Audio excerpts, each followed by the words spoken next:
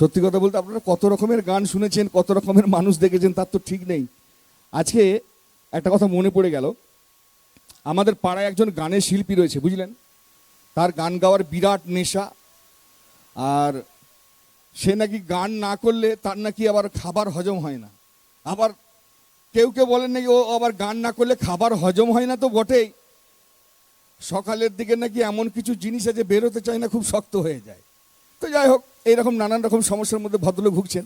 কিন্তু ভদ্রলোকের প্রচুর টাকা, মানে তিনি শিল্পী কম, শিল্পপতি বেশি। মানে ধরে রাখুন, ভদ্রলোকের প্রত্যেক দিন 1 থেকে 1.5 কোটি টাকা ইনকাম প্রত্যেক দিন, পার ডে। এবার কেউ যখন গান শুনছে না, তখন সে কি করলো, একটা বিজ্ঞাপন দিল যে আমাকে গান গাওয়ানোর জন্য যে কমিটি নিয়ে যাবেন তাদেরকে আমি 10 লক্ষ টাকা দিয়ে আসবো, কিন্তু আমি একাই গান করব। এবার ভাবুন, যদি কোনো শিল্পী আপনাদেরকে, মানে যারা উদ্যোক্তা হবেন তাদেরকে যদি 10 লক্ষ টাকা করে দিয়ে যান, তাহলে তার কি একটা অনুষ্ঠানের অভাব হবে বন্ধু? 365 দিন তার অনুষ্ঠান, এখন সে 365 দিন অনুষ্ঠান করছে, আর যারা অনুষ্ঠান করাচ্ছেন তারাও 10 লক্ষ করে পাচ্ছেন, আর শুনছি নাকি তার আর বদ হজমও হচ্ছে না, আর সকালবেলা তো মাল নর্মালি হচ্ছে। তখন মজা হচ্ছে যে ভদ্রলোক সব গান একাই করেন, একটা গানও মুখস্থ নেই। গান গাওয়ার বাসনা খুব, কিন্তু গান মুখস্থ নেই, খাতা দেখে দেখে করেন। আর একটা বাজে অভ্যাস আছে, বা ভালো অভ্যাসও বলতে পারেন। যদি কোনো কারণে গানের খাতার যে লেখা থাকে সেখানে কোনো লেখা যদি উনি বুঝতে না পারেন, বা কোনো অংশ যদি বোঝা না যায় কোনো কারণে, তো উনি গান গাইতে গাইতে গান বন্ধ করেন না, সেই জায়গাটা উনি ড্যাশ বলে চালিয়ে দেন। একটা স্যাম্পল দিলে বুঝতে সুবিধা হবে। একটা গান আপনারা শুনেছেন কি, যোজদির গাওয়া, গোরা তুই ফার্স্ট পারে হামকে দেখে চোখটা মেরে দিলি রে। এরপরে মনে করুন ওই গানে কোনো কারণে যদি চোখ লেখাটা বোঝা না যায়, সেখানে শিল্পী ড্যাশ বলবেন। তাহলে ব্যাপারটা কি দাঁড়ালো, গোরা তুই ফার্স্ট পারে হামকে দেখে, হ্যাঁ ড্যাশটা মেরে দিলি রে, ড্যাশটা মানে চোখ। এবার চোখ ছাড়া যদি কারো মাথায় অন্য কিছু এসে থাকে, যে যেরকম ভাবছেন তার মাথাটা ততটাই খারাপ। তো যাই হোক, উনি এক জায়গায় গান করতে গেছেন, এরপর উনি যেখানে গান করতে যাবেন কমিটির লোক তো জানে যে 10 লক্ষ টাকা পাবো। তারা করেছে কি, আগে 1.5 থেকে 2 লক্ষ টাকা খাসি টাসি মেরে একদম পোলাও কোরমা সব মানে ভালো ভালো খাবার রেডি করে গ্রামের লোকরা বলছে খাবো। তো 1,80,000 টাকা খরচা করেছে, একজন ধার দিয়েছে, যে ধার দিয়েছে সে আবার শর্ত দিয়েছে কি 20,000 টাকা এক্সট্রা লাগবে। বলে হ্যাঁ ঠিক আছে, তোকে 2 লাখ টাকা দিয়ে দেবো, 1,80,000 খরচ, 8 লক্ষ টাকা কমিটির লাভ। সে হিসাব করে তারা খরচা করেছে। ভদ্রলোক গেছেন গান গাওয়ার জন্য, সঙ্গে সঙ্গে চা, দাদা চাটা খেয়ে নেন। হ্যাঁ হ্যাঁ দেন দেন দেন। চাটা নিয়েছেন, এক চুমুক, একদম বাজে গন্ধ ঠেকেছে। বলো দাদা কি চা দিলেন? কেন দাদা, দোকান থেকে নিয়ে আসলাম ভালো চা। না না, কেমন একটা বাজে বটকা বটকা গন্ধ। বলেন কি দাদা, এই যে উদ্ভট গন্ধ। দেখছে 10 লক্ষ টাকা পাবো, সম্মান করতে হবে। তো ভলেন্টিয়ার ছুটে চলে গেছেন চায়ের দোকানে, ওখান থেকে রিপোর্ট নিয়ে চলে এসছেন। দাদা কিছু মনে করবেন না, ভুল হয়ে গেছে, গন্ধ হওয়ার কারণ আছে। কেন, কি কারণ দাদা? বলছে আজকে তো চা ছাকনা আনতে ভুলে গেছে, মেলার দোকান তাড়াতাড়ি করে এসছে। বলছে তাহলে চাটা ছাকলো কি দিয়ে? ওর দোকানে ওর দাদুর একটা আন্ডার প্যান্ট ছিল, ওটা দিয়ে ছেঁকে দিয়েছে খান। এবারে ভাবুন, দাদুর আন্ডার প্যান্ট দিয়ে ছাকা চা কে খাবে? চা হাত ফসকে পড়ে গেছে, আর পড়েছে কোথায়? একেবারে গানের খাতার উপরে। এবার গানের খাতার উপরে চা পড়ে যাওয়ার ফলে গানের বেশ কিছু লাইন বোঝা যাচ্ছে না। তখন উনি বলছেন না না দাদা, আমি আজকের গান গাইবো না, ড্যাশ ড্যাশ বলে গাইতে হবে। এবার যে 1,80,000 দিয়েছে তার তো টেনশন, গান না গাইলে টাকা পাবো না। কমিটিরও টেনশন যে খাসি তো মেরে দিয়েছি, কি হবে, এত টাকা করে চাঁদা দেওয়া যাবে না, বিরাট বিপদ। তখন সবাই মিলে যুক্তি করবো, দাদা আপনি কিশোর কুমারের গান করুন, ড্যাশ দিয়ে করুন, কোনো অসুবিধা নেই, আমরা ড্যাশ দিয়ে গান কত শুনেছি। তখন উনি শুরু করছেন কিশোর কুমারের গান ড্যাশ দিয়ে। আপনারা শুনুন, যে জায়গাগুলো ড্যাশ বলছি, চা পড়ে যাওয়ার দরুন আপনারা অরিজিনাল শব্দগুলোকে বসিয়ে ভাববেন, আর যদি কোথাও আটকা একটু হেল্প করবেন। প্রথম গান কিশোরদার গান, মনো ড্যাশ খুলে দে না, মনো জানালা খুলে দেন, বাতাস লাগুক ড্যাশে, বাতাস লাগুক প্রাণে। আমি জানি আপনারা জানেন, তবু আমার মনে একটু সন্দেহ আছে, যদি আমার মতো বোকা মাল কেউ থেকে থাকে তাকে বোঝাচ্ছি আপনাদের। মনো ড্যাশ খুলে দে না, বাতাস লাগুক ড্যাশে, শীতল শীতল পরের কথা আসুক বন্ধু ড্যাশে, আসুক বন্ধু ড্যাশে, মনো ড্যাশ খুলে দে না। তো কমিটির একজন ভদ্রলোক ছিলেন, তিনি আবার একটু নাকে নাকে কথা বলেন। মাফ করবেন, নোকিয়া 1610 ওই মডেল আপনাদের এলাকায় থাকলে তাকে বলছি না। তিনি চলে এসছেন নাকে নাকে কথা, না না নমস্কার। হ্যাঁ নমস্কার, আপনার আবার কি হলো? আমার না কিশোর কুমারের নোকের গান ভাল লাগে। এই মালের আবার দুঃখের গান ভালো লাগে। বলছি কেন দাদা, দুঃখের গান কেন ভালো লাগে? দুঃখের গান শুনলে না আমার হ্যাপি আনন্দ হয়। এর আবার দুঃখের গান শুনলে আনন্দ হয়। তাহলে কি করতে হবে? আপনি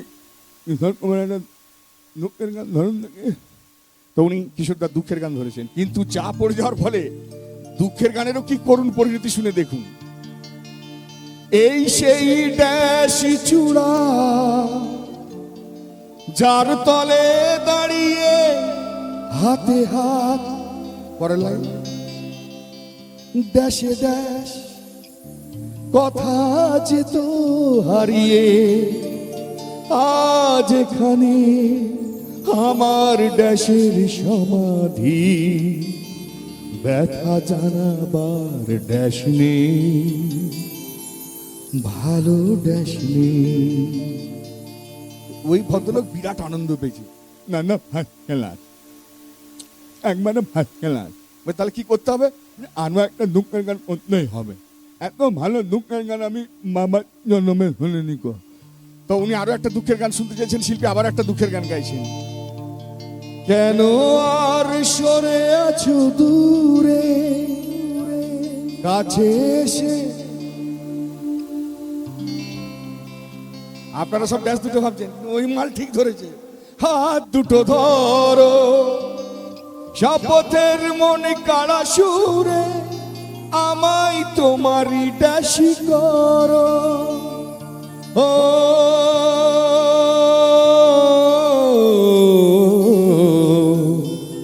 সুখে দুঃখে আমি তোমাকেই ড্যাশে ডাকবো।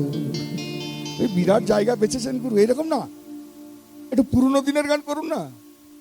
যা দেখতে গিয়ে তোমার ড্যাশ দেখে ফেলেছি। কি করছেন এরকম না। হেমন্ত বাবু মান্নাদের কত ভালো ভালো গান রয়েছে, করুন। তো উনি ভালো গান গাইছেন। ড্যাশ ছোট ক্ষতি নেই,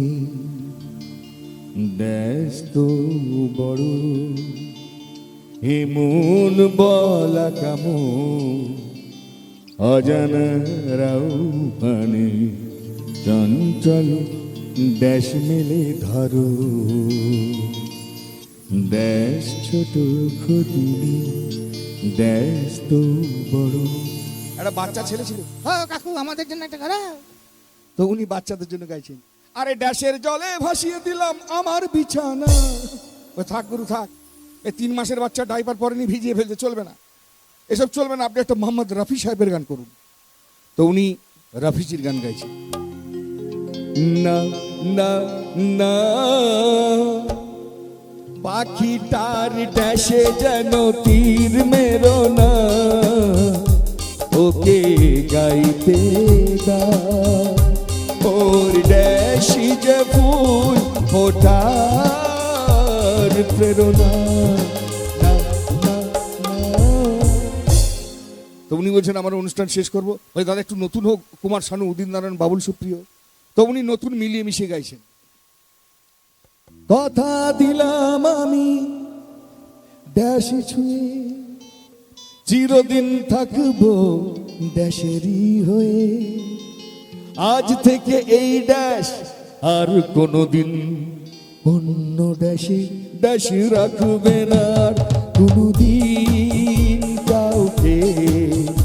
এই ড্যাশ তোমাকে ছাড়া ভালোবাসবে না।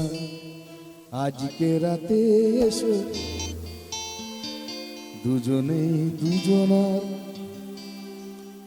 আজকে রাতে এসো শপথ করি, দুজনে দুজনার হাতটা ধরি, আজ থেকে এই ড্যাশ আর কোনোদিন অন্য ড্যাশে ড্যাশ রাখবে না কোনোদিন কাউকে। এই ড্যাশ তোমাকে ছাড়া ভালোবাসবে না। উনি বলছেন আমার লাস্ট গান গাইবো, একটি বাপি লাহিড়িজির গান দিয়ে অনুষ্ঠান শেষ করব। উনি গাইছেন বাপিদার গান। আমার ইচ্ছে করছে, কি হবে পরের লাইন? ড্যাশ করতে, আচ্ছা তাই হোক। আমার ইচ্ছে করছে ড্যাশই করতে, ড্যাশই করবই করব। সেখানে একজন ঠাকুমা বসেছিল, বুঝলেন? ঠাকুমা তোমার ড্যাশটা কি সুন্দর, আমি বলবই বলবো। তোমার ড্যাশটা কি সুন্দর, আমি বলবই বলবো। আমার ইচ্ছে করছে ড্যাশই করবো, ড্যাশই করবো করবো। তোমার ড্যাশটা কি সুন্দর, আমি বলবই বলবো। তোমার ড্যাশটা কি সুন্দর, আমি বলবই বলবো। উনি বলছেন অনুষ্ঠান শেষ, কিন্তু 1610 মডেল আবার চলে এসছে। এটা তো অন্যায়। বলছি এর মধ্যে আবার অন্যায় কি আছে? মানে আমাদের এখানে যতবার অনুষ্ঠান হয়েছে অনুপমের গান দিয়ে শেষ হয়েছে। বলছি ঠিক আছে, তাহলে অনুপমের গান দিয়ে শেষ করছি। তখন উনি লাস্ট গান গাইছেন, অনুপমের গান গাইছেন। বাড়িয়ে দাও তোমার ড্যাশ, আমি আবার তোমার ড্যাশ। একটু হাততালি চাই।